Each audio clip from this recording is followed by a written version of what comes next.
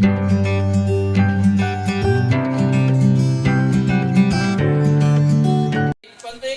व्यक्तिगत मत असतात सामाजिक कार्याविषयी.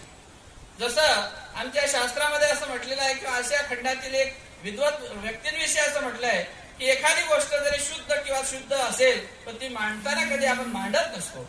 यद्यपि शुद्धम लोकविरुद्धम ना करणीयम ना आचरणीयम. एखादी गोष्ट जरी शुद्ध आहे पण ती विचाराने जरी शुद्ध असेल तर ती मांडण्याचं धाडस फारशी मंडळी करत नाहीत. पण ते केलं पाहिजे जेणेकरून एक समाजाला, पंथाला, आपल्या सगळ्यांना एक असतो दृष्टपर भाग, दुसरा असतो अदृष्टपर भाग.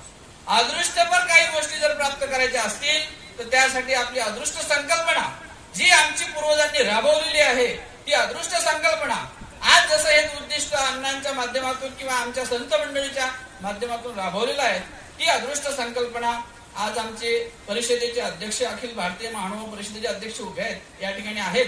यांच्या माध्यमातून एक सामाजिक ट्रस्ट म्हणून परिषद कार्य करते. अशा वेळेला एक सामायिक आणि सामुदायिक कार्यक्रम ज्या वेळेला होत असतो त्यावेळेला कुठल्याही प्रकारचं भाडं, कुठल्या प्रकारचं साधू संतांनी येण्या जाण्याचं आपलं भाडं त्या ठिकाणी न घेता फक्त पूजन रूपाने जे तुम्हाला 10 रुपये देऊ, 20 रुपये देऊ, 100 रुपये देऊ ते आपण पूजन म्हणून घेतलं पाहिजे. आणि त्या कार्यक्रमाला कुठलाही जे सामुदायिक रूप म्हणजे कुठलं मंदिर उद्घाटन त्यामध्ये नसावं, कुठला एखादा माझ्यासारखा आमच्या आश्रम परंपरेचा खिचपुरी महोत्सव नसावा. त्या रत्नपारखी असलेल्या व्यक्तीला तो दिसत असतो. आणि म्हणून स्वामी श्री चक्रधरांचा जो विचार आहे तो रत्नपारखी होण्यासाठी आपल्याला शिकवतो की त्या रत्नपारखीच्या माध्यमातून आज एवढं मोठं संमेलन, आज एवढी मोठी विशाल धर्मसभा या ठिकाणी अण्णांनी आयोजित करून अनेक त्यांचे सहकारी त्यांना आयोजक मंडळामध्ये आहेत, अनेकांचं सहकार्य आहे. या ठिकाणी एक असलेला निष्काम भाव आहे की त्या निष्काम भावनेतून स्वामी श्री चक्रधरांचा विचार जनसामान्यापर्यंत पोहोचला पाहिजे. स्वामी श्री चक्रधरांनी दिलेली ज्योत धरण्याची शिकवण ही अनेकांपर्यंत पोहोचली पाहिजे. आणि त्या रूपानं त्या माध्यमातून आज भडोस नगरीमध्ये ज्या परमेश्वराचा अवतार धारण झालेला आहे की ज्या परमेश्वराने ते भडोस नगरी त्या ठिकाणी अवतार धारण करण्यासाठी त्या ठिकाणी त्या नगरीचा शोध घेत बरोबर त्याच ठिकाणी ते मायापुराचा स्वीकार परमेश्वराने केलेला आहे. आणि ती भडोस नगरी आज आपल्याला नमस्कारण्यासाठी उपलब्ध नाही.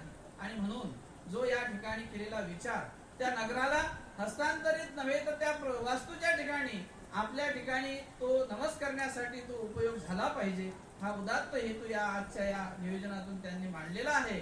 आणि तो उदात्त हेतू समोर नेण्यासाठी गुरुजनांचं, साधू संतांचं आणि वास्तविक सद्भक्तांचं सहकार्य त्यामध्ये असणं अपेक्षित आहे. आणि मोठ्या निष्काम भावनेतून त्या ठिकाणी यांनी आयोजन केलेलं आहे. परंतु आयोजन करत असताना आयोजकांना या ठिकाणी उपस्थितीविषयी थोडासा दुःख आणि मनामध्ये संवेदना झाल्या. काही ठिकाणी मंडळी उपस्थित राहायला पाहिजे होती, तोही त्यांचा निश्चितच भाव आहे. आणि म्हणून संमेलनाच्या दृष्टिकोनातून या ठिकाणी मंडळीचं राहणंही उपस्थित होतं. परंतु या ठिकाणी आज आपल्याला ही जी मंडळी आहे तर ही भरपूर आहे. आणि केलेला जो काही हा अट्टास आहे हा व्यर्थ जाण्यासारखा नसतो.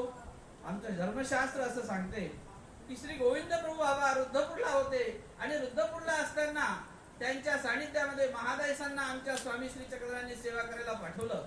आणि महादायसा ज्या वेळेला सेवा करायला गेल्या त्या ठिकाणी नाली होती, नालीमध्ये अनेक प्रकारची घाण पडलेली आहे, कचरा पडलेला आहे. आणि गोविंद प्रभू बाबा त्या रस्त्याने जात आहेत.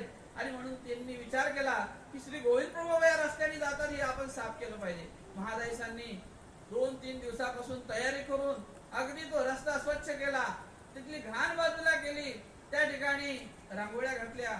आणि मग असं वाटलं की आता श्री गोविंद प्रभू बाबा या रस्त्याने जातील आणि माझी ही सेवा उपयोगाला जाईल.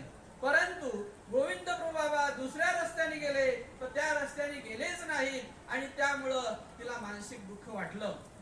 परंतु जरी दुःख वाटलं असेल पण हेतू आहे ईश्वर सेवेचा. आणि म्हणून ईश्वराच्या निमित्तानं जी कोणी क्रिया केल्या जाते, जे कोणतं कार्य हाती घेतल्या जाते त्यामागे ईश्वराचं जर अधिष्ठान असेल तर ती क्रिया ईश्वर स्वीकारात घेतात. ईश्वर मार्गीची केली क्रिया वाया न वचे अशा प्रकारे सांगितलेलं ईश्वराचं तत्वज्ञान आहे. आणि म्हणून महादायसाची क्रिया ती स्वीकारात पडली. तशी आज या ठिकाणी आयोजन मंडळानं केलेला हा जो एक अट्टास आहे किंवा केलेला जो हा प्रयत्न आहे तो महाराज श्री चक्रधर प्रभू निश्चितच स्वीकारात घेणार आहेत आणि त्याचा दायपसाय त्यांना मिळणार आहे.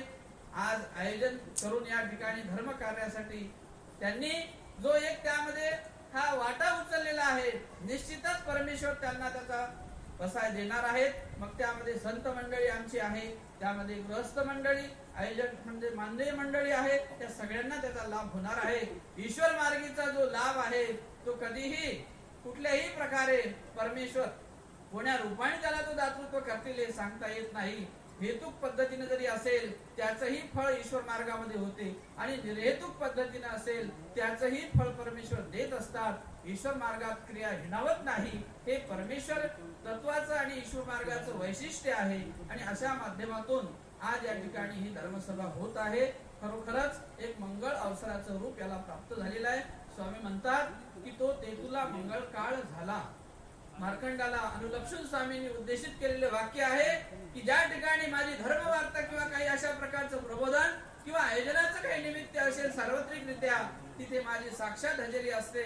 आणि तो एक सर्वांसाठी मंगळ काळ आहे. तो आत्म्याला आपल्या लाभदायक आणि उद्धारक असलेला तो एक कार्यप्रसंग असतो.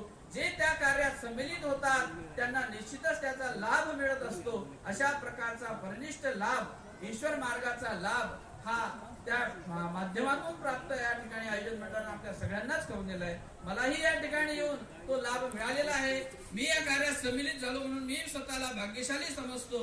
आणि दुसरी गोष्ट अशी की ज्या एक माझं व्यक्तिगत मत या ठिकाणी मी मांडतो, किंवा अनेकांना ते माझं मत पटेलच असं नाही, पण ते काही व्यक्तिगत मत असतात सामाजिक कार्याविषयी. जसं आमच्या शास्त्रामध्ये असं म्हटलेलं आहे किंवा आशिया खंडातील एक विद्वत व्यक्तींविषयी असं म्हटलं आहे की एखादी गोष्ट जरी शुद्ध किंवा शुद्ध असेल पण ती मांडताना कधी आपण मांडत नसतो. यद्यपि शुद्धम लोक विरुद्धम ना करणीयम ना आचरणीयम. एखादी गोष्ट जरी शुद्ध आहे पण ती विचाराने जरी शुद्ध असेल पण ते मांडण्याचं धाडस फारशी मंडळी करत नाहीत. पण ते केलं पाहिजे जेणेकरून एक समाजाला, पंथाला, आपल्या सगळ्यांना एक असतो दृष्टपर भाग, दुसरा असतो अदृष्टपर भाग.